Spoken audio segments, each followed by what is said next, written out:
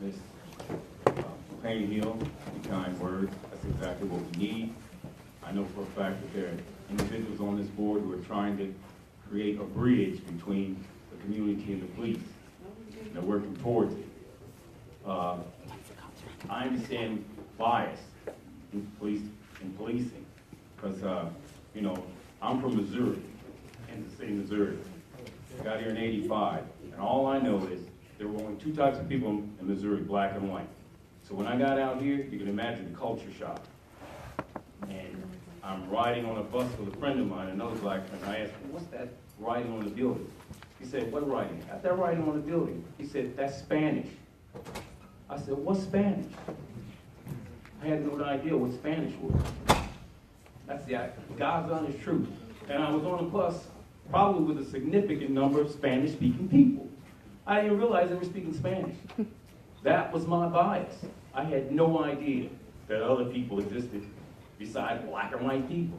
I had never seen a mountain before. So you can imagine my awe when I first saw a mountain.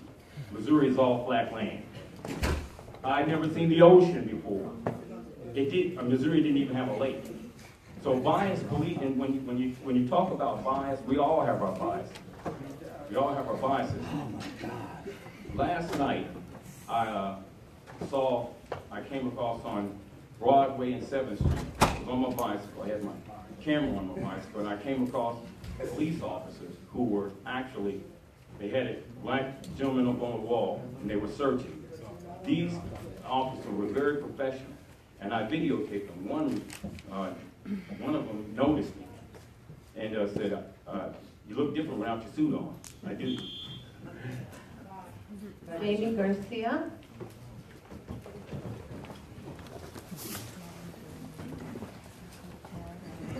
Good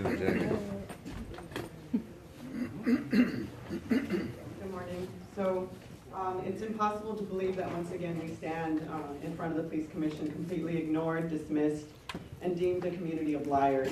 So as the statistics show, since 2013 there have been 1,517 bias policing allegations with 0 sustained. How is that possible? You know, I wanted to talk about a critical investigation that needs to happen, and I see here that Ms. Cynthia McLean-Hill, that you're kind of asking for that.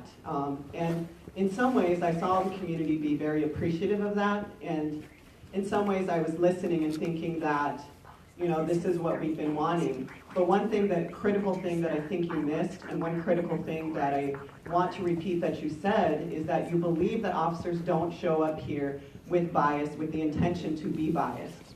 I don't believe that.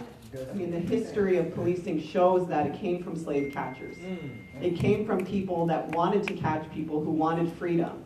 So this is the history and this is the structure of policing. This is how the policing has evolved itself. And when we look at programs like predictive policing, many scholars, and we don't have to list all the scholars, we don't have to get into those details, but it's proven that people of color come into contact police more often. So that is proven. So, you know, we have all these bias policing complaints. I do believe that police officers come with their bias, and I don't think that can be untaught, because they're in a structure that encourages it. So we look at predictive policing, we look at how neighborhoods, this historic crime data goes into these algorithms, spits out police officers to show up into the same places, to create data that shows again that that's where crime is going to be. You have Operation Laser, where they're creating hit lists on people that have been in contact with police, and we know that who has been in contact with police are people of color, yet these algorithms send them back to the same people, This structure is flawed by design. Police show up here and are promoted and are encouraged to be racially biased. They're encouraged to be in the same neighborhood. So that point that Shut up, Steve. Let her talk. is wrong. Angela Day. That's because you're part of that white supremacy, Steve. You need to shut That's your up. last warning. Shut up, Steve. My last is my first warning. That's his first warning. Shut up, Steve. That's your last warning. His first warning. His first warning. His first and last, and your first and last. Go Oh, ahead. yeah. We have a meeting here. Go ahead. Thank you. We live in a segregated city, so many of these numbers are not a surprise. It appears from the numbers that the places in the cities where black and brown people live are not only most heavily policed, but generate a great number of the complaints that are thereafter disregarded. As a person that uses numbers, a statistician, demographer, I was really dismayed to hear the presentation this morning as well as earlier presentation of data. One, because there's no explanation of what the comparison group are. Percentages are only useful when you tell us what the percentage, what it's being percentage upon. Thereafter, the interpretation of the data is absolutely dismaying. It should absolutely come as a surprise that people patrolling and that people on gang detail generate hugely high numbers of discrimination complaints. Actually, I'm dismayed to hear that any category seems to be dismissed in our understanding of a very real problem. I find it astonishing that the commentary on the numbers look over time and seem to applaud any minute decline. In the face of every year, 0 sustained complaints, we should expect declines in complaints because they apparently do nothing, go nowhere. You're facing a crisis. Your legitimacy is sinking and has sunk. What we know is that you are only able to police and govern with the consent of the people. Read the Bill of Rights.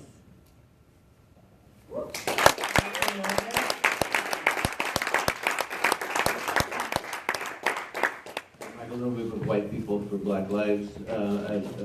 Earlier this morning, Charlie Beck cried some crocodile tears about Stanley Scheinbaum, who doesn't deserve to be mentioned by a man of Charlie Beck's character.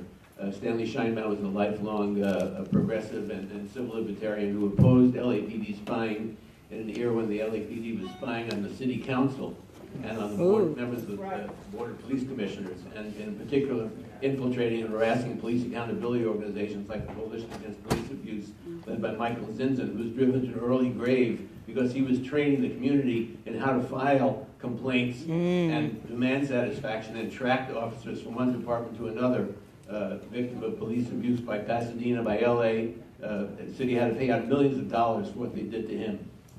I want to point out to you that the problem of so-called bias policing, I'm glad that Commissioner Kim and Commissioner McLean-Hill actually used the words racial profiling, which bias policing is a euphemism to try to avoid dealing with that reality.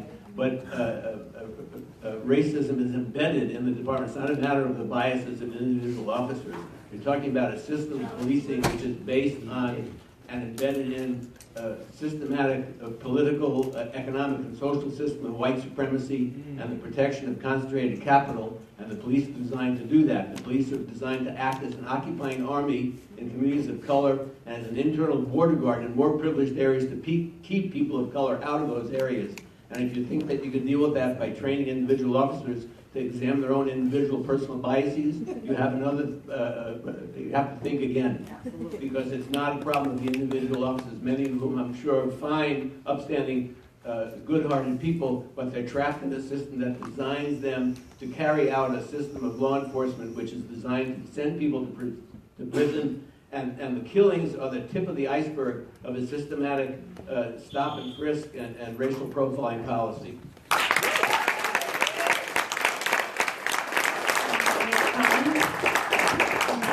Followed by the red, Chief Hunt and Michael Williams. I think much has already been said. There was a study done by Cornell, I believe, about 12 or 14 years ago, and the target of the study was black, brown, and blue crowds. And the issue that they raised was that it's not a matter of what race you belong to.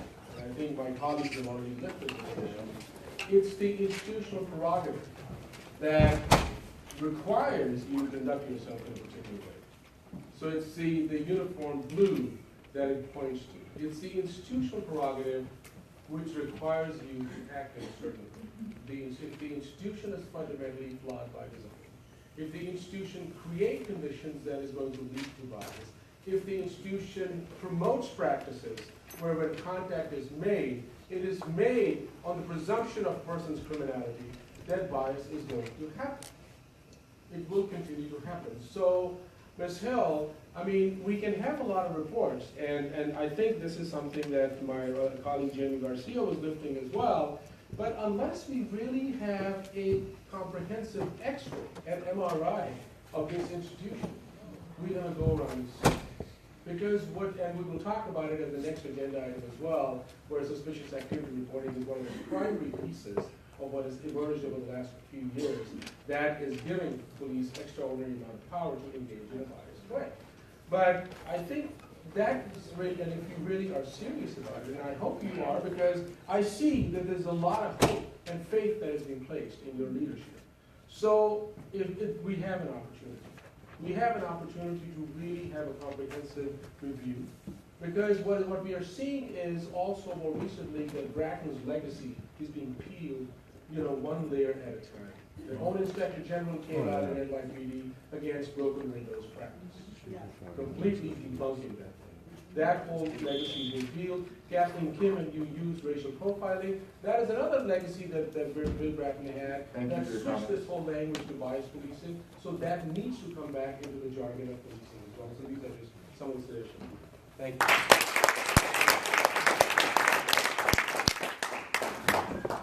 I have never heard a whole bunch of crock of shit report. Let me tell you why. Chief Daryl Gay said there was just an aberration when he beat Rodney King. A lot of these cops were hired by Chief Daryl Gay. So you can just eliminate that bullshit. A lot of these guys come from that tradition. I want to go back to LA City pays out a settlement to man in a KKK hood. I wonder why. I guess that was biased policing, arresting a guy in a KKK hood. Well, that should be on the agenda. Now, let me say, they did this again in 2016 for me walking in City Hall and knowing that they couldn't do it. Was that biased policing? No, that was a black man walking in a KKK outfit and they just wanted to harass. Number two, if you really want to go back to the sign of it, they told me I couldn't make a report out there at the Pacific Division. I couldn't file a report. But a federal judge came back and awarded me 24 arrests, illegal arrests, in 2009 that had to go to the Ninth Circuit. I wonder why. I guess that's biased policing. That was a $264,000 settlement. It cost the city another $3 million that triggered a whole bunch of more lawsuits from Stephen Roden. Now, biased policing is, I guess, he doesn't have the actual report, because if you go pull my files over there, I filed about 20 of them myself, and they're still sitting on the desk. I wonder why. It's the color of my skin. It's a good thing that you want to pull the reports. Pull my reports, and you can see 20 reports of biased policing. They're still in internal affairs on their desk. Nothing has ever been done. I'm Michael One. I'm getting ready to sue you guys again. And that lawsuit that I'm getting ready to file will tell you and prove in federal court that they fuck up all the time. Michael Williams, followed by Melina I Abdullah. gotta stop starting my time before I even get up to the Michael, podium. we started, sir. One thing before I start my time, I wanted to ask a question of Your time is your time. We're not. Does the report show that the numbers of complaints that are reoccurring against certain officers? I think that's an important statistic, because if we see that certain officers have continued reports, then somehow these can't be all the reports can't be lies. Okay. That information is tracked. It's not part of this report, but that information is tracked. Okay. So it's not because let me guess, the Peace Officers Bill of Rights. You said that the complaints among black males has gone down from 65% to 55%. Don't you think because every year it's been zero sustained? Like, obviously, I'm not gonna keep, that's the definition of insanity, to keep doing something that doesn't work. You know? So why would anybody keep giving complaints, especially as a black person who knows the history of policing in this country, who's been a part of biased policing? Why would I continue to put in a report that is judged, adjudicated, and decided on by the people I'm complaining against? Wow. Why would I do that? That makes no sense. This whole system makes no sense. So if you're actually going to do a bias report, how about you do a bias report with an independent auditor, someone who's a third-party organization, who is not a part of law enforcement, who can actually look at these numbers, look at the complaints without bias. Because you have bias in your findings. So how can you have a biased complaint report when you're biased?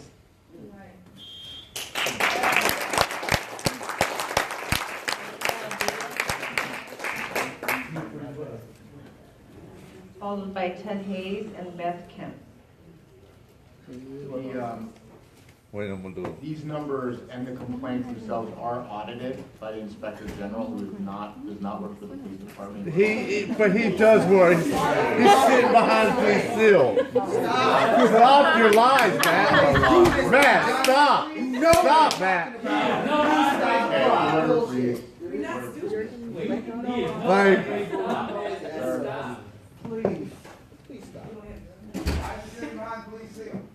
That part right there. Okay, can we please give the speaker her moment to have the mic? So I appreciate Commissioner McClain-Hill's motion.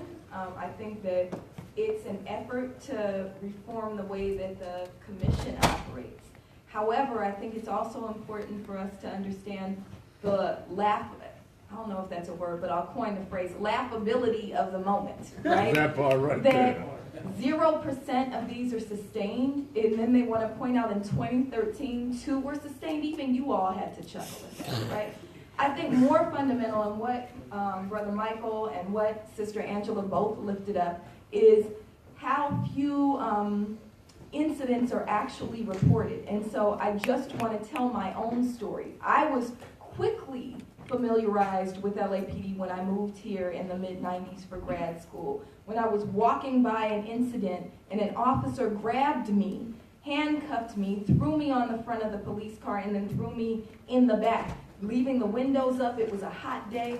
Another officer walked by and saw me crying. I'm in my early 20s, saw me crying and asked what's wrong. And I told them I didn't know why I was in the car. The officer then went and talked with the officer who brutalized me and thrown me into the car and came back and goes, "Oh, you're the one who attacked the police officer."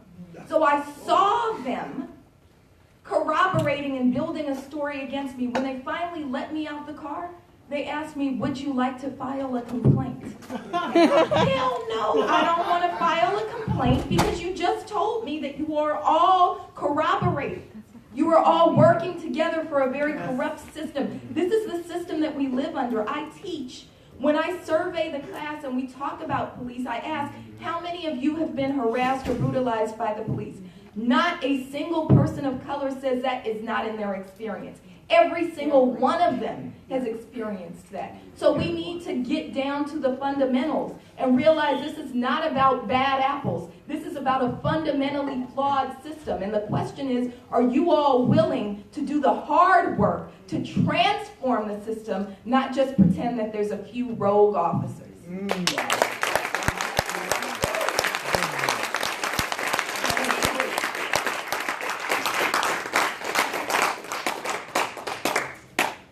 A definition of bias policing. Bias sounds like something Donald or Barry might say when they are talking about something being rigged. When I looked for the definition, the only thing I could find that the Department might be suggesting it means was misconduct. Now, I would suggest that Roger's thesaurus would not associate misconduct with bias. I certainly don't believe those two worlds are compatible or related. Let's say about bias policing. The Internal Affairs Division's in the Bradbury Building on Broadway. I went in there to file a complaint. Two officers were coming downstairs. They're upstairs, but they interview you downstairs in the hallway. Not in a room, but in the corridors of the hallway. Anyway, we were coming down the stairs, and the officer saw me, and he said, "You again?" And he turned around and went back upstairs. I never saw another officer that day. Now that's bias policing, folks. Okay? So, we have to recognize that, but let me speak about myself for a moment, because I've been in internal affairs. I have filed so many complaints. Not one has ever been adjudicated as being correct. They never call me back to question me about the nature of my complaint and the incident. Never, ever. So, internal affairs is a hoax. And if you think you can, as the gentleman said, if you keep complaining and complaining and complaining, recognizing the people who are going to adjudicate complaints are the very people you're complaining about, you're insane. So that's internal affairs. In a Bradbury building, interviewing the people in the hallway, not in a room, not with a tape recorder, but in a hallway.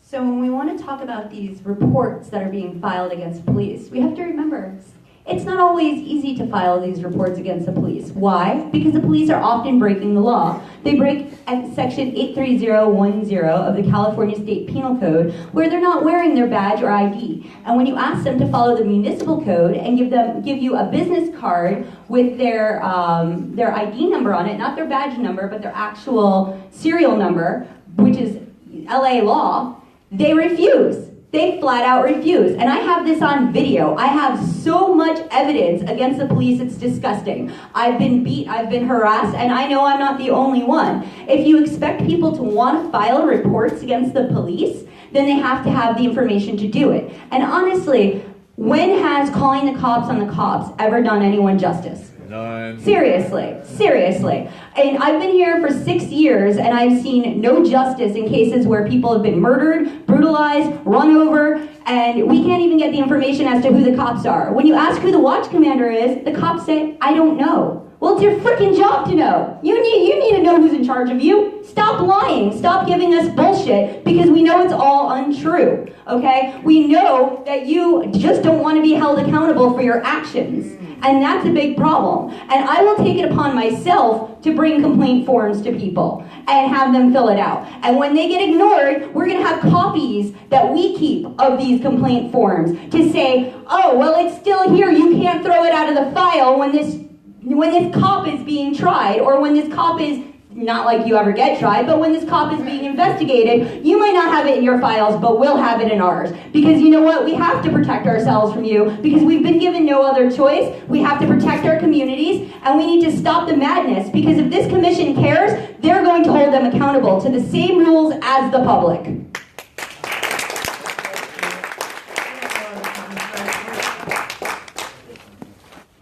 So we have two motions. So first, I'd like to entertain a motion to approve the department's report. No. All in favor? What just happened? Any opposed? Opposed? No. Second Report back. motion to approve Commissioner McClain-Hill's motion as amended for report back from the department related to this matter. In the public. Do I have a second? You all are terrible. Was All handed in out in favor? the public.